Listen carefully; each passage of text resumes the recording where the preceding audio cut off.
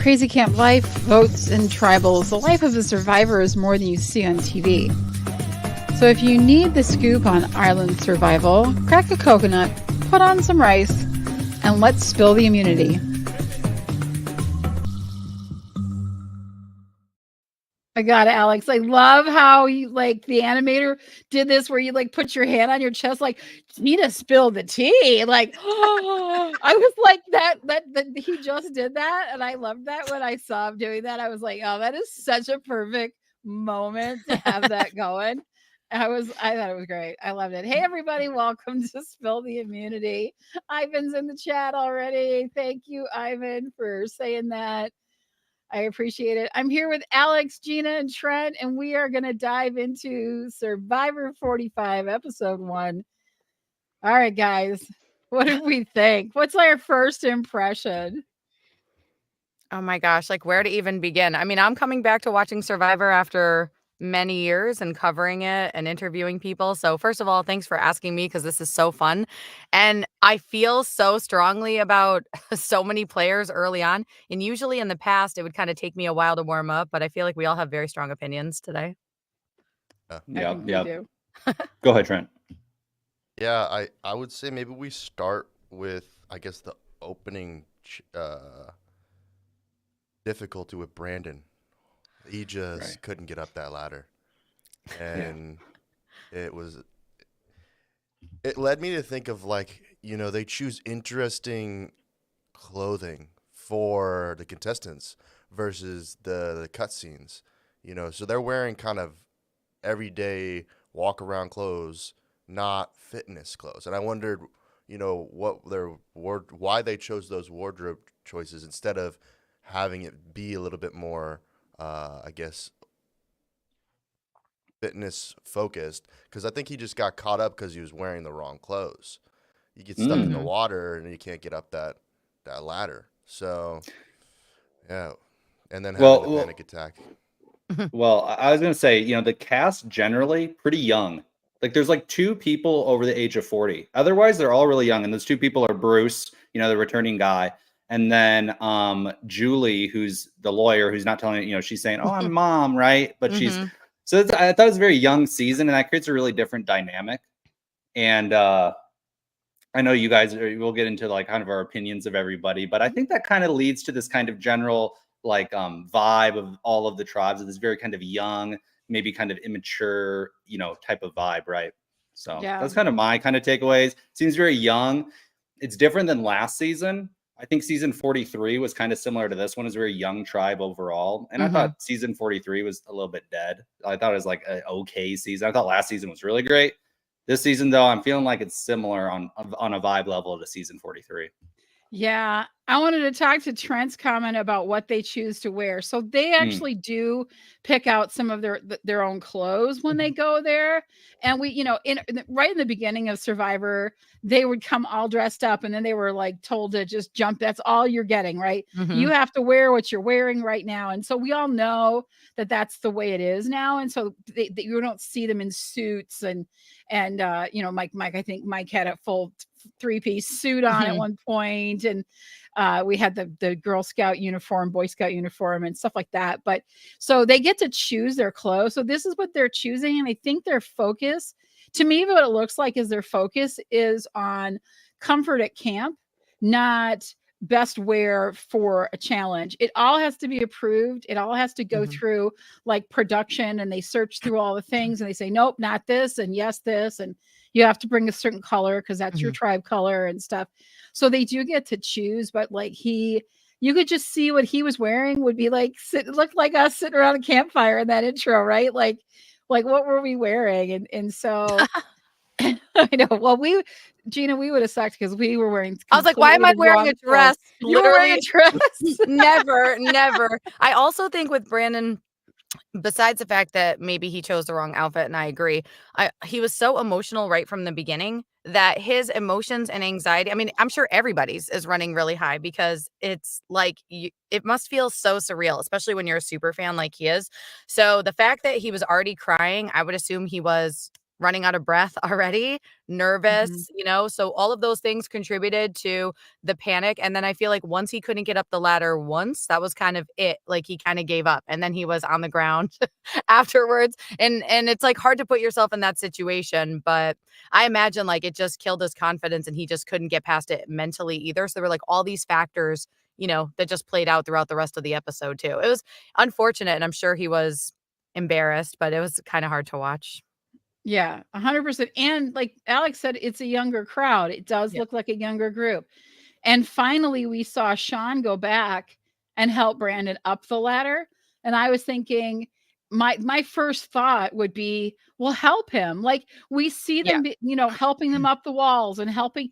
Why wasn't he immediately like, let me go in front of you and I'll help lift you up? And so that seemed like an afterthought, like, oh, wait, I could do that. And I think that's a maturity thing. I think that like not seeing the big picture, just seeing the Mhm. limited sphere of where you're playing in is a something that you see. And I'm not going to say it's always the youth that do that. Like some people have great situational awareness, but in that situation, I don't think Sean was thinking, Mm-mm. "Oh, I should go help," until I think somebody else go help him. Yeah. Or They Well, did. maybe I even think Jeff Brandon did. said to leave me, which was like, why? He was just freaking out. And then Yeah. I thought it was funny too. He's like, I've been wanting to be on the show since 11 years old. And then it's like the question of like, what have you been doing to prepare? It's like, nothing for, 20 Yeah. years or And whatever. that's Yeah. something I wanted to like talk about a little bit is how prepared were these players coming in? Because you've got 44 seasons to watch. You Mhm. know what the show is about. Even Mhm. though they changed things up a little bit, we've got 90 minutes, so we know we're going to have more things to do. What are you doing to prepare yourself? Do you feel that any of them came prepared? Because even the ones I saw, like I knew their bios and I thought, oh, they're gonna crush this. I saw faltering out of the get-go. What did you guys think of that?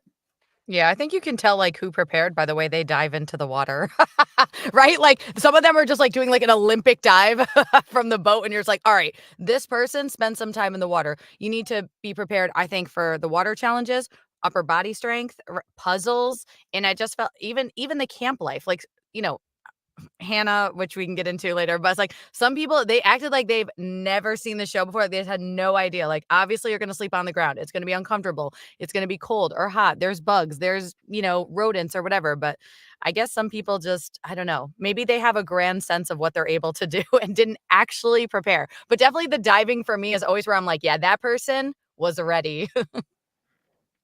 Well, I think it contributes to of the younger tribe because Bruce on the other team, he took the initiative. This is how we're gonna build the shelter, right? And then I also thought it was funny. They have all these young kind of millennials on there, and then they made the season like, physically brutal in the beginning. Mhm. They like made the what's the challenge called where they have to try to get the Sweat and reward. savvy. Yeah, Yeah. sweater Sweat and savvy. savvy. They made that like impossible, right? And like the purpose was just to like make all these guys feel it at the very beginning to really get the raw emotion out. And I don't know if we've ever seen a season where it's like there's so much emotion, because of the physical aspect of like not having a shelter. I mean, if you've ever done camping, if you don't have a shelter, if you don't have anything if you're sleeping on the cold, hard ground, we'll talk about Hannah later, but I can understand being like like feeling like the trauma of that of like Yeah. I got to go sleep on the ground and no food and you're the physical sickness. I thought about that of going on Survivor of like I would get a huge migraine, Mhm. or you would be so dehydrated and the digestion and all this stuff. So I felt like they really wanted to make them feel the pain on this season right away more than the other ones. They'd maybe like baby them a little bit of a throwback. Actually, I guess not of a throwback because they used to have a little bit more luxury and then they've kind of ebbed and flowed from that. But I thought this season they wanted to make them feel the pain and the reality of the island right away. Yeah. So I guess maybe before Brandon, in a sense, is the Bruce situation. Um, from 44, we saw him go down early, taking just basically dolphin diving into the posts and cracking his head open, and then getting medical. And to see him come back, really, I didn't. I came in here blind, and I was like, I'm gonna watch this episode. I don't know any of the cast members. I want to kind of develop and learn who they are through the process. When I saw him come back, I was like, it immediately had this visceral reaction of like, they're giving him another shot at $1 million. He kind of made a poor decision on the initial episode last time. I understand why they're bringing him back, because they're like, he didn't get a fair shake at it last time because he did do the dolphin dive, and maybe he's coming in like you mentioned, like what do people bring into it? He's the one bringing the most data and information and experience into the show, into the competition, really. So it's interesting, that what's her name, Emily, immediately fired shots at him, so it was hot out the gate. What do you guys think about that? Yeah, there was just no reason. I mean, with Bruce, with Emily, with Sifu, like so many people just came out the gate playing so hard, and I get it because whether it's Survivor or even Big Brother, like the games have sped up over the years, right? Like Bree, we probably agree, right? Like it's everything happens faster. So people feel like they need to come out the gate playing hard, but it's like there's a line, and I'm always amazed by how much, maybe because you're in the moment, they don't see like how they're coming across. And when Emily started attacking him, I was like, why? Like there was just no reason for it. And I feel like if I was on that tribe, it would have been an immediate red flag, which I'm sure it was for a lot of them. Like, this is just not a great personality fit right up front. I felt like there was no reason for it. And her face at the end, she looked so proud. Like she really thought she did something. And she did, which was alienate her whole tribe.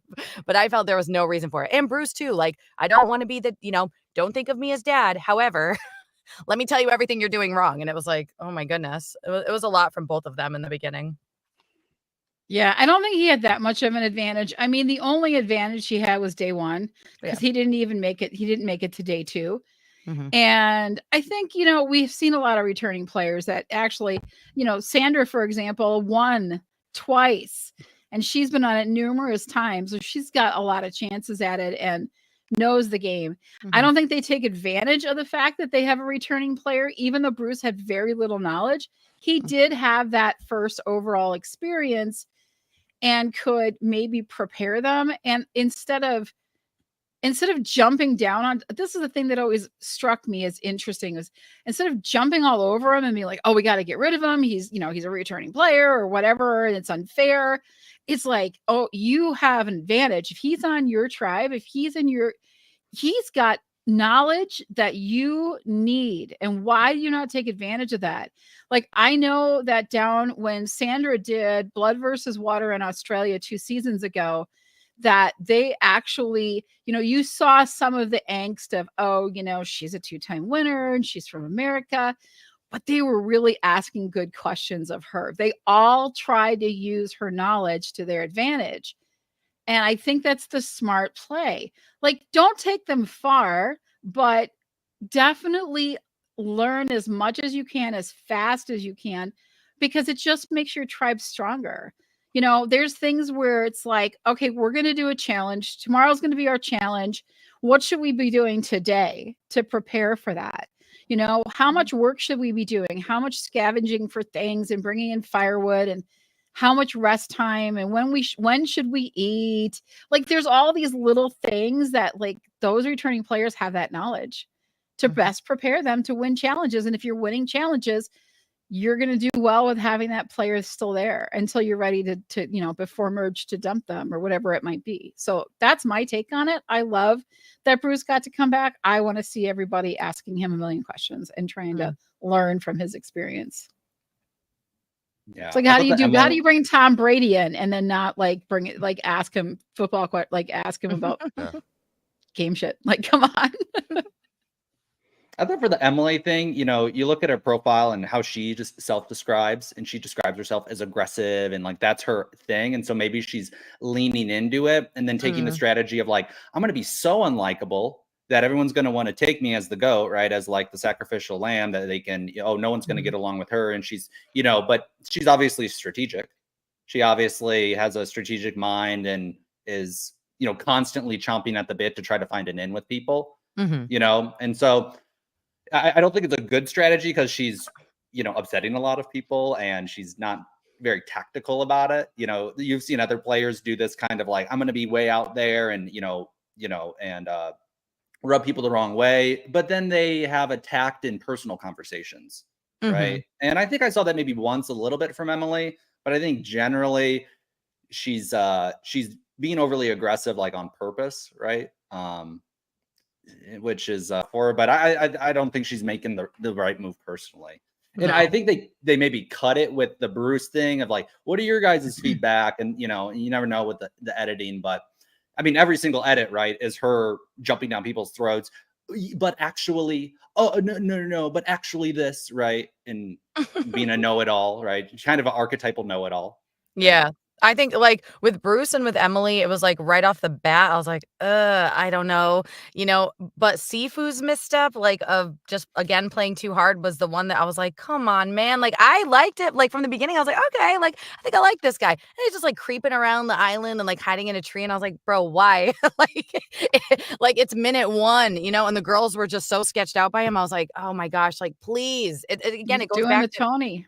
yeah, he was fully, like, in full Tony mode, and it's like, once you have a player like Tony who's just running all over the island for idols, like, once someone has sort of played that strategy, it's so easy to connect them, and say, "Oh, he's doing that," So, it was such a misstep, and I was really disappointed, but I can't get over everybody just playing so hard so fast. I'm like, just don't you think, like, the first day, the first 3 days, like, let's get to know each other, let's see who can you work with, build some connection, but it's like everyone wants to point fingers or is in it for themselves, and I feel like for all of them, Bruce, Emily, Sifu, it's like it's all gonna come back to bite them. It's so easy to pick an early target, making one misstep, so, I was just so disappointed in that when I saw Sifu. I was like, Well, "Please get out of the tree." I think Emily came into that game with like she has posted, I wanted to play Survivor the second Gabler won because he didn't deserve to win. And I thought, that's terrible. I'm going to come in and play. And I'm like, you are already starting you talking smack about Yeah. people. And that's your reason. And like we don't know what it was like, and he got all those people to vote for him. Gabler did. Like Mhm. he had the jury voted for him, and that's they've lived with him and they work with him for a long time. So who are we to say he didn't deserve to win? We don't think we wouldn't have voted for him. That's what you should say. I wouldn't have voted Mhm. for him, but I wasn't there and I don't know him that well, and so I'm going to trust the people that spent all the time with him and give him, give him my vote. Whatever. That's my own pet peeve about like why people are like, oh, they didn't deserve to win. That person deserved to win and they got voted out, Cassidy or whatever. And I'm just like, no, if they were better players, they wouldn't have gotten voted out. So that's my opinion on it. Like, Mhm. then don't get voted out. If you're that good of a player, you won't get voted out. That's how Sandra won it twice. She was that good of a player and True. she conned everyone into giving her $1 million twice. Like, Twice. y'all need to learn a lesson from Sandra. She is Yeah. the queen for a reason. Exactly. So Yeah. I think that Well, and so Emily starting like that, it was just it was way too much for me. Yeah. well, if you're Wait. gonna play an aggressive game too, people have to respect the game. And if you're constantly belittling people or know-it-alling people or putting people down, no one's gonna respect that. It's one thing to play hard. It's another thing to just piss everybody off and to be a jerk, Yes, right? that's a great point. Yeah. Yeah. Trent, what are you thinking over there? I see. It's funny because you're looking up at Alex right above you. So I think you're like, yes, Alex, what are you saying? Yeah, it's like the Yeah, I Brady am. Bunch. I am kind of like, yeah. It's funny. Just, formatting. But I think the next thing that really stood out to me was Austin's decision-making skills. Mm. For him to find, was it the first idol or The Beware. for clue. him to find Yeah, Beware the that? beware. advantage. It was it. I'm still not sure. His personality. He comes across a little cocky, a little bit arrogant in a way. Mm. I'm not sure. If he's really ready to like hold those deep secrets or not, but he seemed like he was ready to kind of like throw anybody overboard, basically put anyone out. So, Yeah. he's playing for the merge, I think, at this stage Mm. already. Mm-hmm. Yeah, I mean that clue was tough, like not being able to vote and the fact that he needs to solve the clue at camp and of course in front of Yeah. seemingly in front of people is going to be really tough. I mean, I'm so curious to see how it plays off cuz I agree, like I'm on the fence about him. Like I don't necessarily like him as a player yet and I don't dislike him, so I'm like I feel like the next episode or two is going to dictate where I kind of land with my thoughts on him. I think maybe it was in his preseason interview. I don't know if it was on the show, but he was putting down like other players like Wu and some others from the past, like saying they didn't have the strategy or something like that. I don't remember what it was, but He called himself the smart Aussie. Yeah. Well, Right. Which is cool because I wanted to get into like all of the nicknames and kind of our first impressions of people. let's do it. So we have Drew, who's, in my opinion, Napoleon Dynamite. I'm sorry. I just have to go there. Yeah. Yeah, that's And great. he's Ivy League, so he's a smart guy. Yeah. What are our opinions on him? That's so funny, Napoleon Dynamite. I didn't know you guys, so I always give everybody nicknames. There'd be entire Survivor seasons where I didn't even know their real name. I'm just calling them their nickname, like Napoleon Dynamite. That's so funny, Brie. That's perfect. Yeah. Drew, first thoughts. I mean, came across as like a little bit arrogant. I'm hoping that he can back it up. But there's a lot of feelings of grandeur about themselves from these players. But yeah, again, like sort of like Austin, like I'm kind of on the fence, leaning a little bit more towards, I don't know if I'm a big fan yet as a player, but I'm hoping that he can back up his talk because he was definitely talking. For sure. That's really funny. You're talking about how they're pre-lionizing themselves before they get on the show. Yeah. They're like, I'm gonna be, because everybody on Survivor now is on, on social media and becomes a meme and has a life after the show. Right. And they're all already writing their story before they're even on it. Yes. Drew too, I thought it was funny. He's like, I have two personalities, or like I have two wolves inside of me. If you've seen that meme before, where he's like the one that studies. Yeah. And the one that is outgoing, and it's like, that's just, you're just studying and then you're just like going out. Like, that's not different personalities. Like, no, that's just doing different activities. I but actually have a question. Yeah, so yeah, go ahead. For like Drew, did he got the opening scene, right? The opening introduction. He was the first one to come on. I think so. To the show. Do they get any preferential? Can they get their slot maybe so that maybe America or the world likes them more because they're introduced first? Is there any decision for them in that case? That's all producers. That's all the producers. So they talk a lot about it being the winner's edit. So that, like you'll see them like who gets the most screen time, who gets the most confessionals during an episode, and people make prediction. It's like betting in Vegas by like how many times they're on camera, who talks first, and like because like in last season we saw Carolyn start us off, right? And hers was quirky and wacky and everyone fell in love with her. She made it to the end because I think producers recognize polarizing like the players that are going to strike the biggest chord with people, whether that's good or bad. Right. Emily, not going to like, maybe some people will relate to her, but for the majority, I think people are not going to like Emily. I think Drew is a character. He's like you said, Alex, he's got an alter ego. So he's Drew, and he's also, I think it's Bastille or whatever. Bastille or whatever. Yeah, he calls himself. I'm like, okay. Yeah. So yeah, I think that like they in the get-go when they first introduced, they want to suck us in as viewers and have us rooting for or hating on somebody right out of the gate. And I think that's their decision making. That's a good point. Yeah. I think actually Hannah though had the opening scene, and she talked about how this isn't what you see on TV, and and then she's eliminates herself. So that's like a little foreshadowing there of what's happening. Drew says that he wants to play most like Conrad. Remember, very likable guy, nerdy archetype. But he had that like underdog story where if you're going to be a, super genius, nerd type of person, and then you also want to be this verbose, cocky, full of yourself type of, alter ego. I don't know if that lands with people or if that's endearing or like, if it just makes you seem like, oh, I'm the, the best of both worlds. Right. When it's like, dude, come on. Right. Listen, if you want to be a likable nerd, you got to go like the Cochran route, who's my favorite like nerdy player ever. John Cochran was so great. And it just, again, it'll be very interesting to see like how he ends up vibing with everyone because we didn't get to see a lot about him. But I agree with Brie. They put people out in the front of that episode so that we have immediate like visceral reactions to Hannah, to Drew, to Bruce, to Emily. So it kind of sucks you in right away because we want to know what's going to happen. I mean, production does a great job of grabbing you from the beginning. Like I was so into it, like right from the jump. I was like, man, I have so many thoughts and feelings. I agree. And the thing with Hannah too, and I wanted to kind of get into that. First of all, I call her J Law because she looks like Jennifer Lawrence to me. I Mm, immediately like if you look like someone to me, like that's like what I'm gonna That's associate funny. with. But she had no idea what she was getting herself into. She really did not. And I thought it was really interesting because I know Brandon was like really connected with her, but he was not in of a mental state where I don't think he could support her. But Mhm. really, like, what do you guys think about wanting to quit and just being that quick to give up?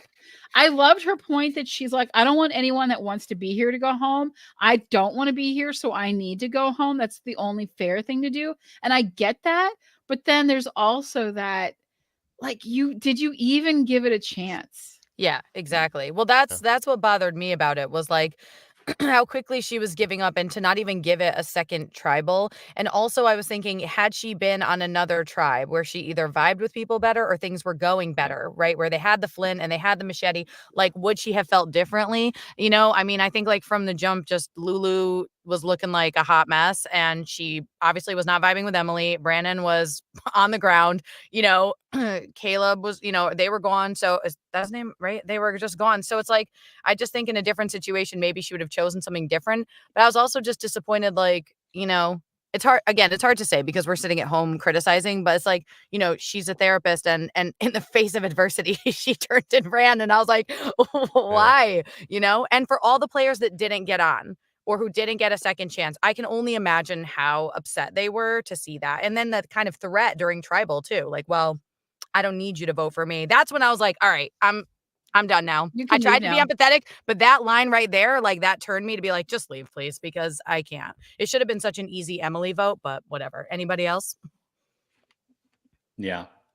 No, I can respect it too. Of like these other players want to play more than me, but then it is like an opportunity of like, why'd you come out here? You didn't know it was going to be hard, Right. right? Or it's the Right. guy who I've been watching the show for 11 years. What have you been doing to prepare?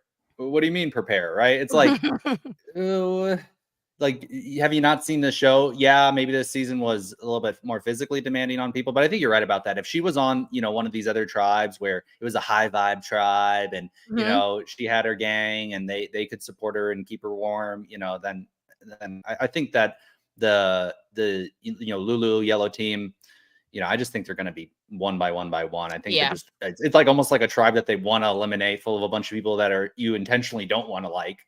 Right. So Mhm. then you can eliminate these people and, have the people on the show that you do, identify with. So Mhm. yeah, I feel like Lulu kind of, it doesn't seem like it's a losing hand. Brandon, should be in better shape. Caleb's a strong guy. And how do you say her name? Sabaya? Sabaya. I love Yeah. her. Yeah, Really I do strong Sabaya and too. too. Right. Caleb are top of I, my list. yes, Right. I like them Yeah. a lot. I even Yeah. like Very Sean. strong. I mean, Sean's a nice guy too.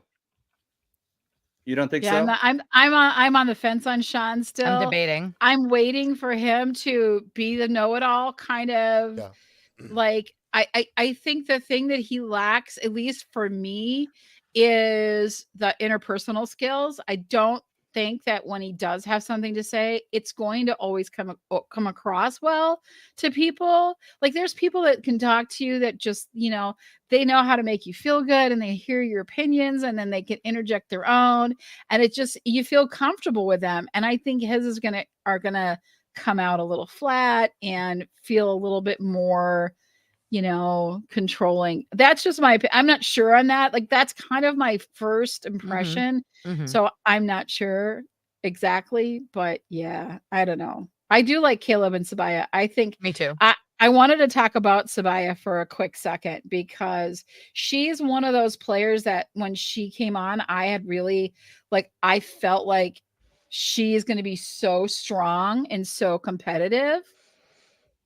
And I saw her in that challenge really almost struggle and like she's a Marine, right? Like I when she was doing the sweat versus savvy, she was crushing it. She was like, I'm talking to myself, got my dad. He was like, I can hear his voice. I'm gonna do this. And her momentum helped Caleb's momentum, and they did so well. And do that puzzle.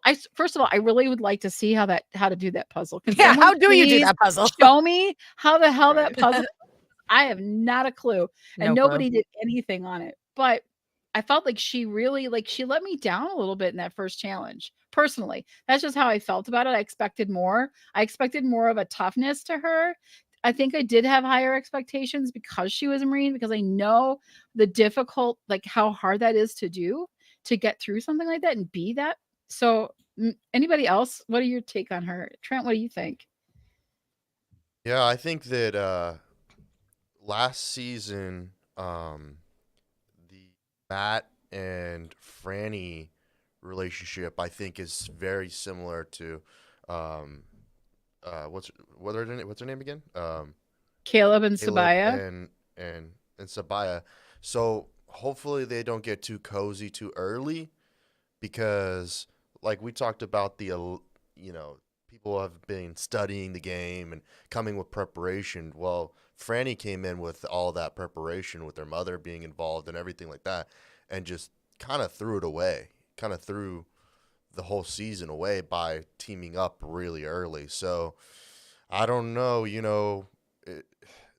it's where I understand like why Austin's move makes sense is because if you're playing to the merge, you just kind of have to avoid being anybody's target, getting a target on your back. Mhm. And so she's got the target on her back, Sabaya. Like, it's undoubtedly she's probably the leader in the race right now, as far as that goes. Um, and so if I was Sean, I'd want to get rid of her fast, because he seems to be the one that hasn't got enough screen time yet. He's not, pushing to get there. And then, Caleb, I think he's able to kind of stay in the shadows because Sabai is so strong right now. Mm-hmm. So he doesn't have to worry so much about his positioning right now. But once, he's put up against a Drew or something like that, maybe there becomes a challenge. Well, I For think it's going to be sure. hard. You have Sabaya and Caleb, who are like, they showed a scene, kind of a cut scene of them like cackling, like they were just like dying, best friend laughing type of thing. But to get them apart, if they did, it would have to be Sean, Emily, and then Brandon together. And I can't see Emily and Brandon working together. No. I just, he's too passive. He's too, and she's too dom. And I don't know. I don't feel like Brandon would be receptive to Emily. I feel like Sean would see it and want to maybe put those two together, but I don't think he's going to be able to do it. So I feel like he's going to be able to trust Sabaya and Caleb a lot more. And so I feel like those three are going to work to vote Emily out, maybe Brandon first, because Emily, like I said, she's so unlikable. So there's like, hey, we'll keep her around. We can get rid of her at any time, right? I think that's a So- problem with Emily, because she does bring up some good points. Like, if you just take the emotion out of it, if you're not listening to how she says it, but what she's saying, could they have gotten an advantage? Of course, Caleb and Sabaya. That's a total possibility. Are they a duo? Of course. But it's because she, like Alex is saying, she's coming across as so unlikable that no one's willing to hear what she's saying. And she actually is raising some decent issues, but it's her own fault at the end of the day. And I agree. I don't think they're going to be able to pull together to get her out. And also, Caleb being that more passive person, I wonder if in the back of his mind, he kind of knows that if the duo was going to be targeted, it will be her before him. And so it's a little bit intentional that he takes the secondary, like, the vice president seat and lets her be out in front. But I'm rooting for them. There's a couple people I'm rooting for. And I like Brie, like those two, I'm like, come on, pull through. But man, when she was crawling through that mud, I was like, Sabaya. Again, I'm not there, but I wouldn't be there. Nobody's going to catch me out there. But we know what's But I was coming. just expecting, just based on her background and watching her in Sweat vs. Savvy, like I was expecting more, but because she had done that, she also just might have been gassed out. And and the first challenge. So there's a lot of things going on where she was taking a lot of the physical brunt up front. So that's another factor, but I'm really hopeful for both of them. I mean, that yellow tribe is a mess, but if those two make it out, like, I'll be happy, especially if there's a tribe swap or a merge and those two get to stay together. If they go down to 2 or whatever they do, like, I'll feel really good about, them. So I'm hopeful. I mean, there's not a lot of. Go ahead, Brie. Alex. Well, I was going to say, No, I there's was not a gonna lot of say- physical threats. There's not a lot of physical threats on this season. I mean, you have Caleb, tall guy, big guy. I mean, you have Sabaya, right? And you have, I think Austin could be he describes himself as smart Aussie, Aussie. maybe, right? Maybe he Stop. is. I think as far as physical threats go, I mean, I think Austin is probably up there. I mean, Jake too, kind of a big guy, but I don't think he's super fit. So Caleb could go pretty far, you know, because he's pretty chill, you know, kind of under the radar, but a big physical threat. You know. Yeah, So. there were a What couple were you gonna say, girls. Brie? Oh no, go ahead, Bree. Sorry. So I was gonna say, when it comes to villains, it's something that I've always wanted. I thought we've really been lacking over the last 4 seasons, since 40, since Tony, since all of the greats that we've seen play, was a villain that we love to hate. Yes. Was the one that really got under our skin, but we wanted to watch them. We still wanted to watch them. And so my question is, in my opinion, Emily is our villain. That's how they've painted her to be right out of the get-go. But is she the Russell Hantz or the Johnny Fairplay, or is she the Abby Maria who was Yes, what a great reference. Latina firecracker? So like, because I literally could not wait for Abby to get voted out. Same. She was on 2 Sorry, seasons. Abby. Yeah. I'm sorry. Yeah. She just was, there was no redeeming qualities about her as a player. That even though you hated their gameplay and they were just jerks, like Johnny Fairplay saying his grandmother was dead. I mean, that's pretty like brutal gameplay. It's amazing. And she wasn't. When Jeff called to check in on the family, like the grandmother answered. So like, it's amazing. Yeah. So who do you think she falls in towards?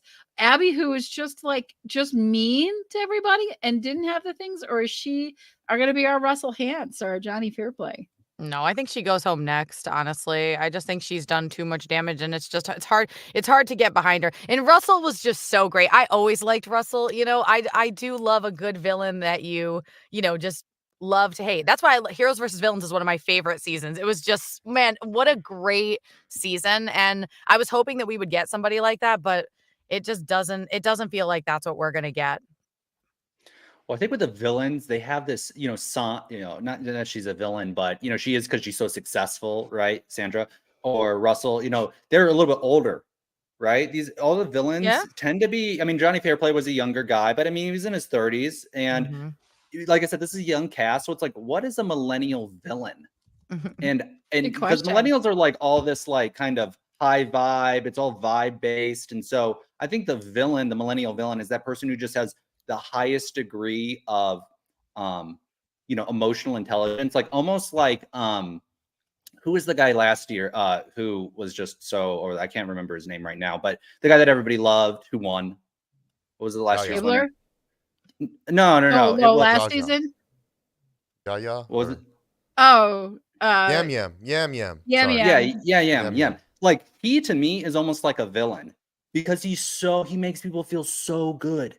And he just lights up the room and he's able to emotionally play people to a high level, but it's not like villainous, but like he was very conniving in his planning. And so he wouldn't maybe be seen as a villain because he's so likable, but I think in the millennial sense, that person who can just get in with everybody and is, just like that, to me, that's villainous, and I just don't think you see anybody on the season yet who has that, like they can just transfer that energy to people. I think that's a new maybe like he was like gameplay style. Oh, don't you love me? I voted you off, and they're like, yeah, we love you. Yes. Yep. I was like, oh my god. Yes. Like that's like mastermind villain stuff, but you can only do that if you're like he is, like this chameleon who could just go up to anybody in public and make them have this big grin, this big smile.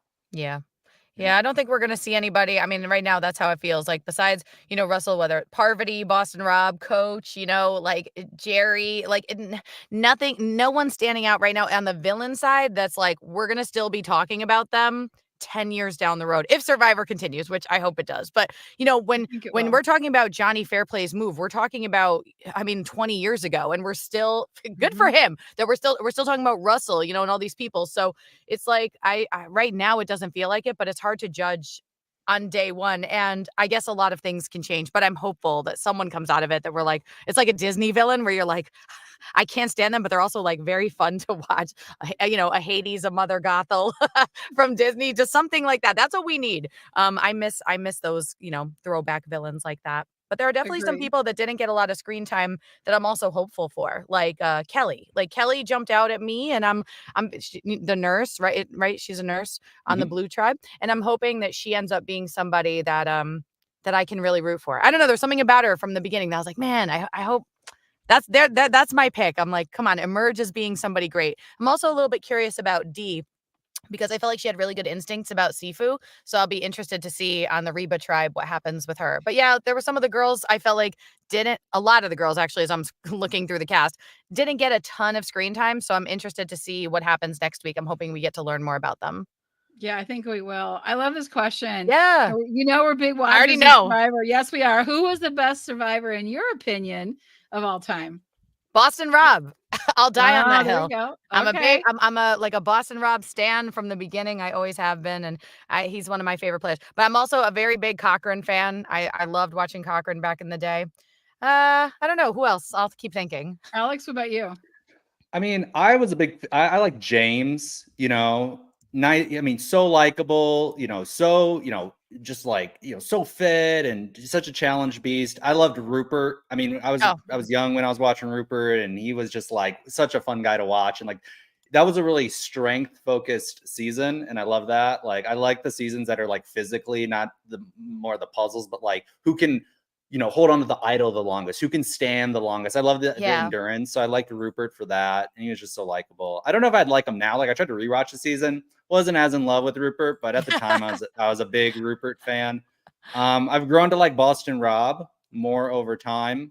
Yes. Because I think you see it. Like I said, he is like that villain that he can just play people like to such a high level. Mm-hmm.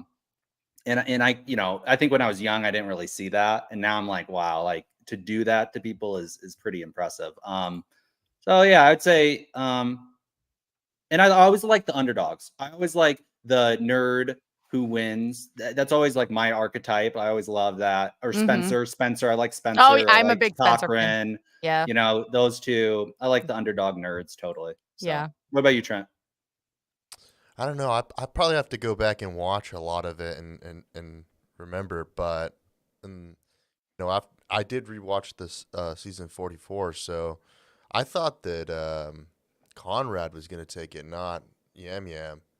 And so I think that Trinity, Carolyn, Yam Yam, and Conrad, like those three together. I thought Carolyn was going to put Conrad through because she saw him as his son, or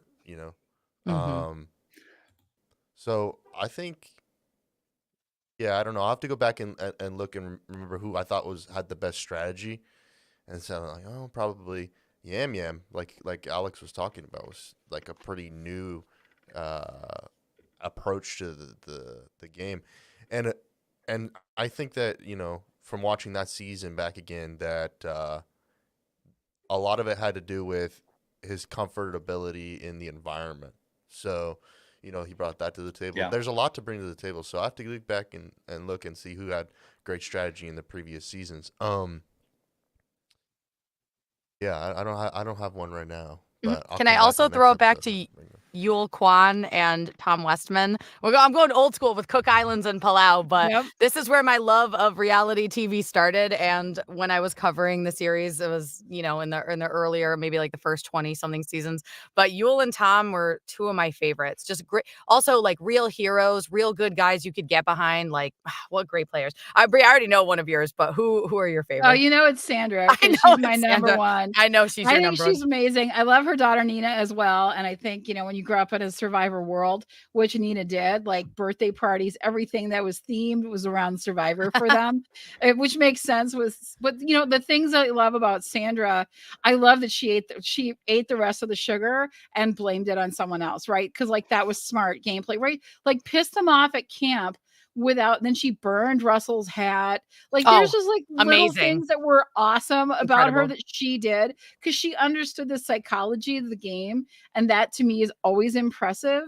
So, and then when they got dropped off and they had to like buy stuff in the village, they had to walk up that big hill, and they're like selling. She sold like her necklace, and she could speak the language, which definitely was a plus for her as well. I don't know which season was that. Was that Cook Islands?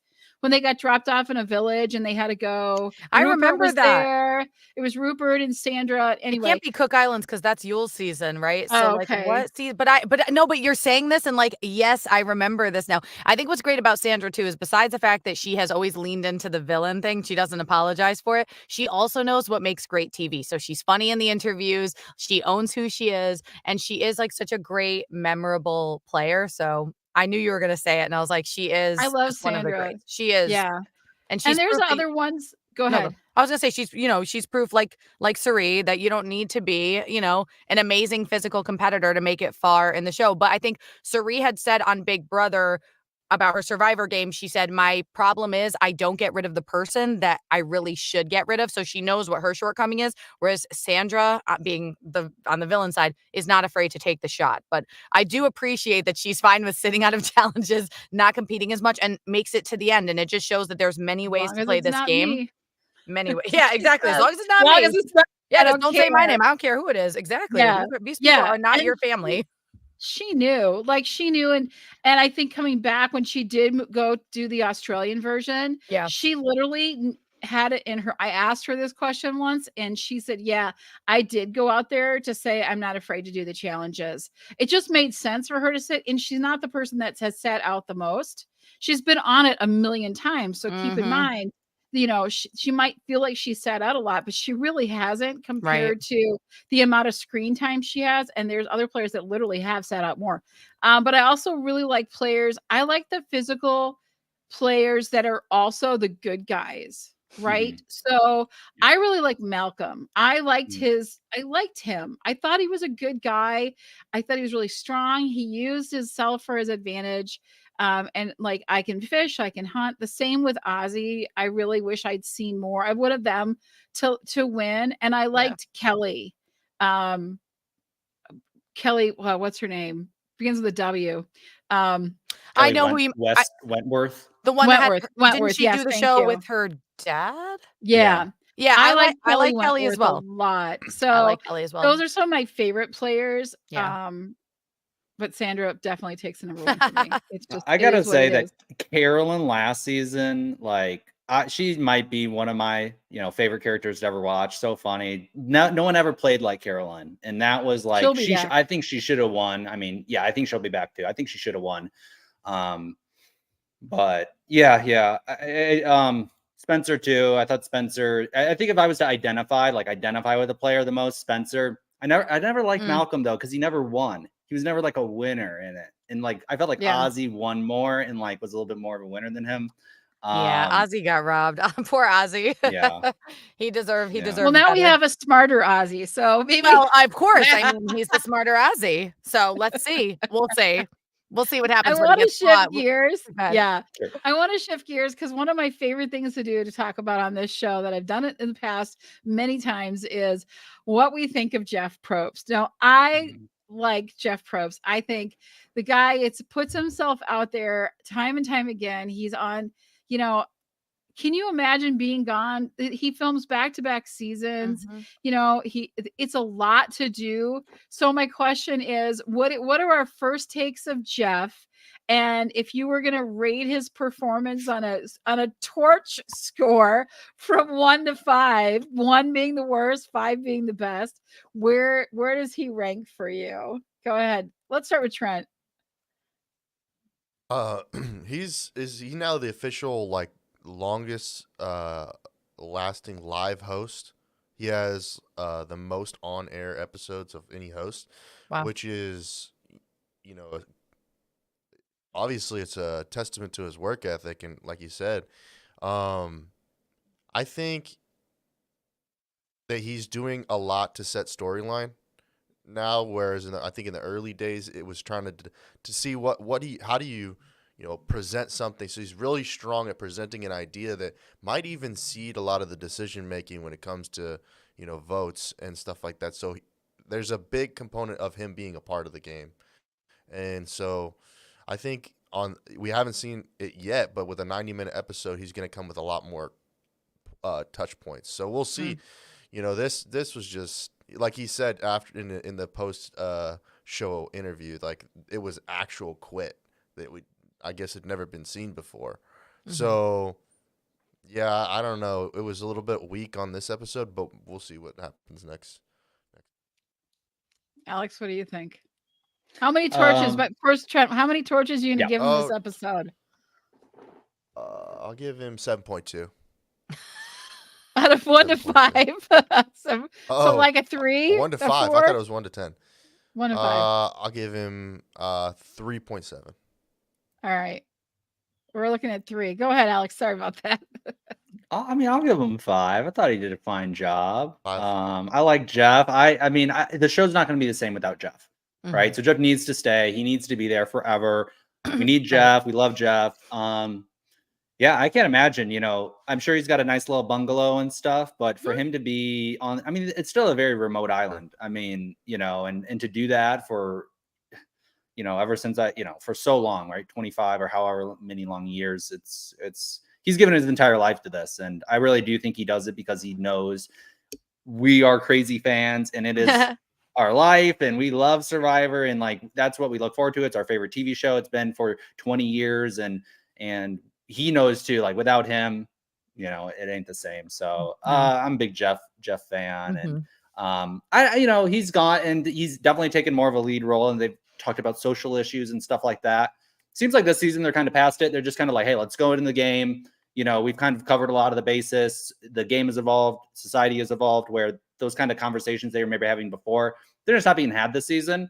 And so I think that's a change too, that's been going on. So I love this. I love how he's been doing it. Love Jeff and yeah, five torches, not snuffing any of them.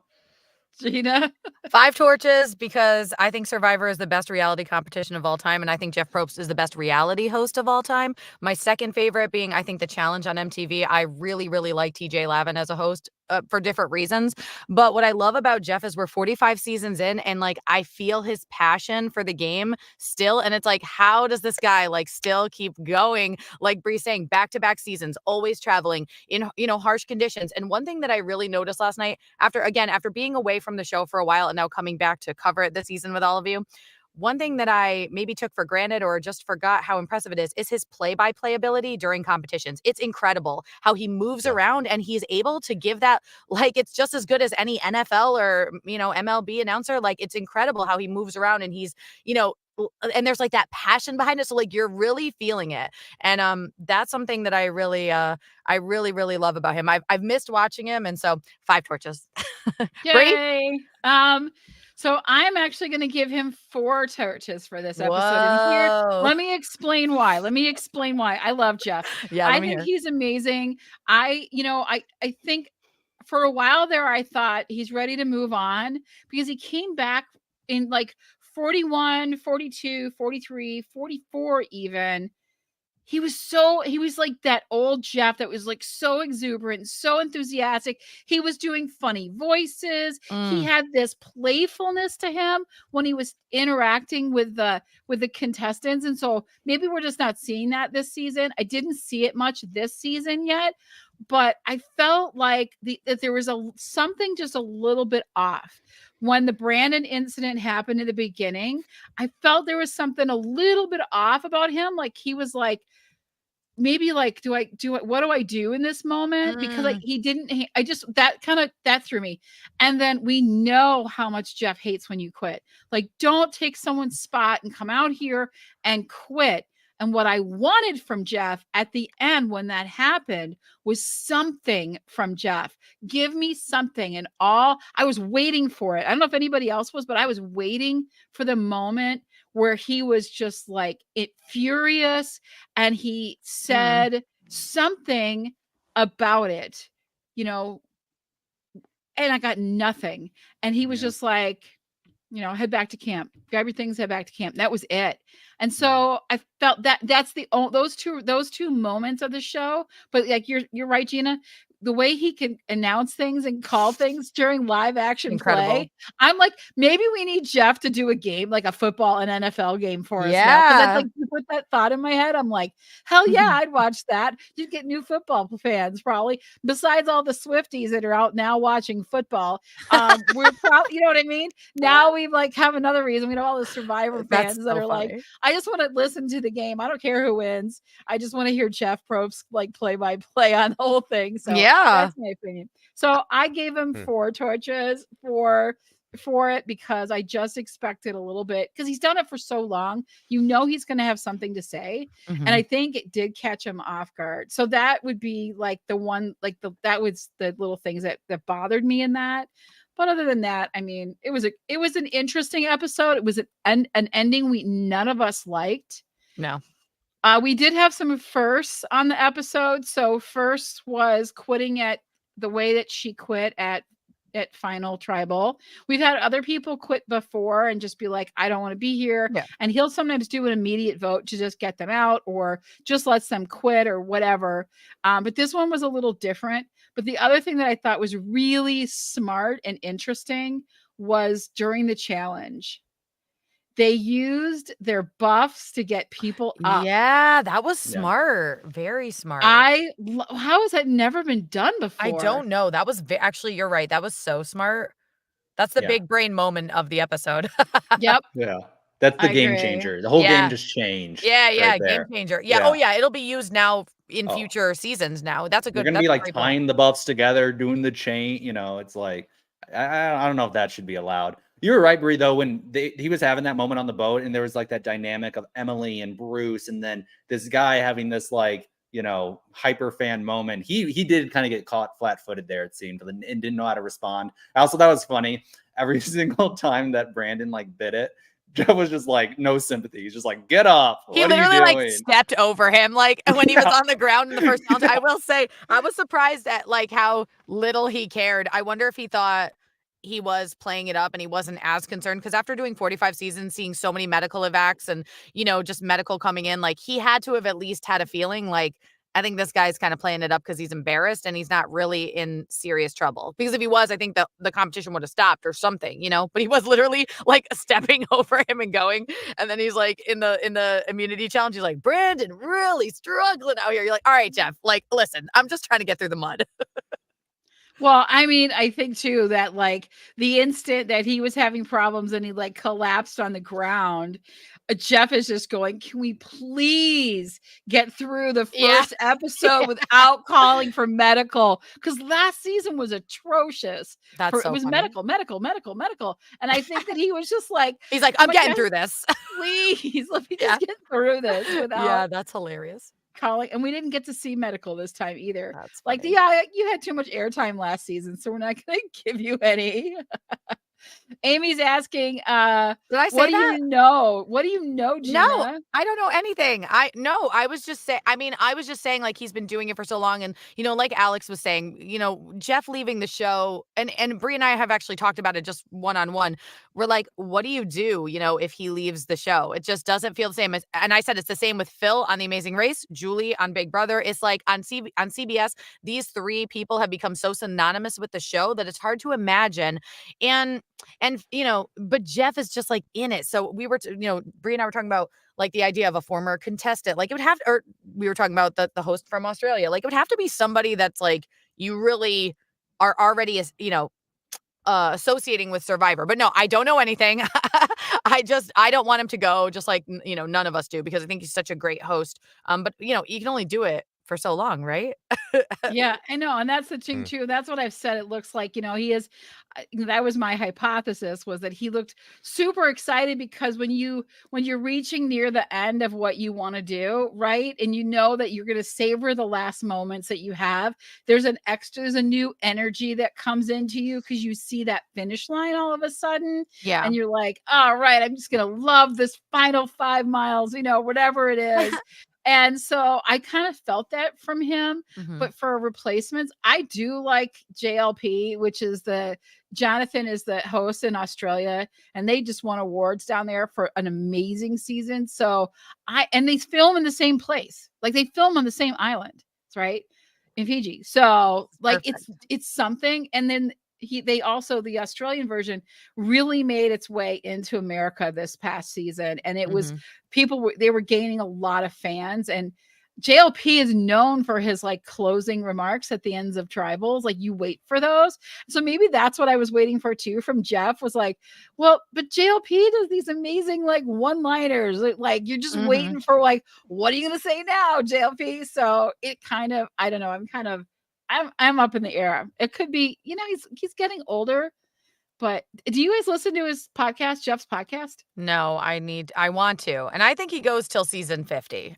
Don't leave at 45. I know. That's the other thing. We've It's a already big been number. going since literally, what year did Survivor premiere? Like, I think 2001. You can't leave at 45. You can go, I feel like 50, they're going to do something really big. I think we'll see a ton of returning players either in the game or maybe testing out different hosts. Like it just, and like passing the torch, like no pun intended, at 50 just feels right. If he leaves before 50, I'm going to be pissed. Don't, like, especially if it's like 48, like, no, you're either got to go now or you got to go at 50 or never. But preferably if you're going, wait, just come on, you go 4 more seasons. You could do it. Yeah. And exactly. I want to listen to his podcast for sure.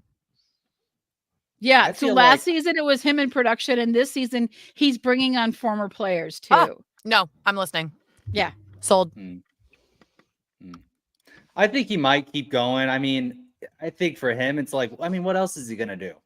I mean, I think of like, like Dana Everybody White wants at a talk UFC. He's like, this is his life. I mean, I feel like if he left, I mean, I feel like he'd have to be so sure. There might be like a family or like a health concern, but I feel like as long as he can do it, I feel like he's given his life to it. Yeah, Bob Barker. Yeah, go till the end. He'll be like 90 years old running around doing play-by-plays. Like, yes, please. I mean, he could go longer. It's just a question of, I guess, if he just feels like it's run its course, if there's other things he wants to do. This has been his whole, I can't imagine it, being your whole life for, 20 something years. So I don't want to see him go, but I'm like already like, what are they going to do for season 50? Yeah, I'm excited. That's true. Well, we're running close to the, we of course have gone over. We know we're going to go over. We have a lot to talk about. We didn't even get to everything. But that's okay. I wanted to do just a really quick, is there anyone you see winning right now? Like, can you pick a winner today? And who would it be? I'm like scrolling and looking through everyone to make my final pick. Anybody got a first thought? It's hard to say because so many people didn't get screen time. Like Kendra was interesting. She's like, I'm from Salem, Massachusetts. That's why you get the witchy vibes, right? Yeah. She was kind of interesting. Like you said, Kelly, interesting. Even the J Maya girl, right? So I think there's a lot to be seen. I think people I think have had high kind of emotional intelligence, which I think gets people really far in the game now, is maybe D, entrepreneur, young lady, strong, kind of well-rounded, and I think can really identify with a lot of the younger people and kind of get in there with both men and women. So I might pick D as the front runner. And even Brando. I mean, he's a lot to be seen from Brando, but really young guy, smart guy. So maybe even Brando too. But we'll have to see more. But I think first my one will be D. I'm going with Caleb, Kelly, and Brando. Those are I'm putting them on my list called my high hopes list. Like, I want them to go far. I really hope that they all end up being players I can get behind. But those are like the early standouts for me. I'm always rooting for a good nerdy player. I like a good, strong female. So I'm rooting for Kelly. And Caleb just feels like the real kind of Ozzy, Malcolm, but like them, I wonder if he can pull in the social component beyond Sabaya to make those connections. But those are my 3 picks, and I'm really hopeful. Yeah. Trent, what about you? A good one. I agree with Alex. I think D is on the top. I'd like to see more from Sifu. I don't think, he kind of seemed kind of bland so far. But then again, he's on a team that kind of was in the middle of the road. So at least right now, Bello's obviously, up ahead of everyone, sitting high on the win. So, D, Sifu, and I'd probably say Sabaya right now. So those 3 are probably, Like, I think that they're yeah. going to be pretty strong so I I far. think have, Sabaya could go far, but yeah, maybe a big yeah. target, right? Go ahead, Bree. Yeah, I think Sabaya's too big of a target right now. I just think she will. And Caleb's going to successfully hide behind her as long as he possibly can, but be Mhm. like a mastermind behind things. So I like Caleb. He's on my top 3 list. I like Brando a lot. Mhm. I think he's really, really smart. And he actually didn't do very poorly. He was pretty good like in the challenge and in that sweat and savvy. Yeah. So I was impressed with that. Like he didn't do like rock star stuff, but that's good because you don't get a target. And since we had so many Emily handing out putting targets on so many, she was like running around the room like slapping targets on people. You get a target, you get a target. It was terrible. So I think she doesn't. I think Brando will sneak in. But the one that I differ on with you guys, I actually think Julie will come in at the third spot Oh. personally Mhm. because she's not threatening. She's got that mom instinct, Mom. which I Yeah, she got the think mom vibe. there's something about it. We multitask well, we pay attention. My kids will walk in the room and they'll be like, "Have you seen the something?" And I'll be like, "Yeah, go in the basement on the second shelf down on the right-hand side behind the thing is what you're looking for." Because we just like know. We have to know these things. So I Yeah. think she's gonna like be really smart about things, but she's gonna be non-threatening and you're Yeah. just gonna want to bring her with. There's always that player that you just want to bring with to the end, Mhm. right? I Mhm. think for me, I think it's Jewelry. It's a good call. One last Yep. thing before we hang up and head out of here. How many lawyers do we have this season? How many? Yeah, I was gonna say that. everybody's a lawyers? lawyer. No, there's more 3. than There's 3. really? Let's I think say. there's more. There's Jake, Yep. there's Julie. Julie, there's Kat, Yep. and there's another one. There's one. I also thought there was one more, but maybe it is 3. I Who is think the it's other? 3.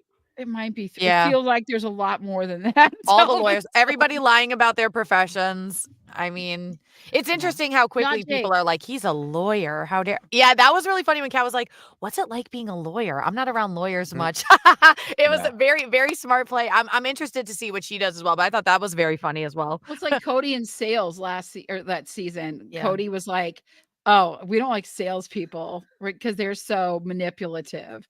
This year, Mhm. it's lawyers. We don't want Yeah, any lawyers are lawyers, getting the bad rap. That's so right? funny. I think you're right though. Julie has like Tina energy, right? Tina Mhm. was so nice, Southern gal, Oh, mom, Tina was right? And great. she's saying, "Oh, I'm Julie, and I'm a mom, and I'm just stay at home." And yeah, I'm an art only teacher. older I stay lady, home. art teacher, total mom, and all these younger people. I think you're totally right. Are going to gravitate towards her. Okay, So but that's a good pick, Brie. haven't people played this game enough where when someone's like, "I'm just a mom who's an art teacher," I would be like, "I don't know about that," right? Wouldn't you Are be you like, raising 2 kids on yeah, when people try teaching art Single from when mom, home? people yeah. try to downplay, "Oh, I'm just a grad student," it's like I'd immediately be like, "There's no way." Like, you know what I Yeah. mean? So that's the only. I wonder if people will start to question it or if she'll be able to sell it enough to them, you know? I mean, Kat's doing a great job of selling not being a lawyer, but I'm just so curious. Yeah, you have to assume everyone's lying about their profession, right?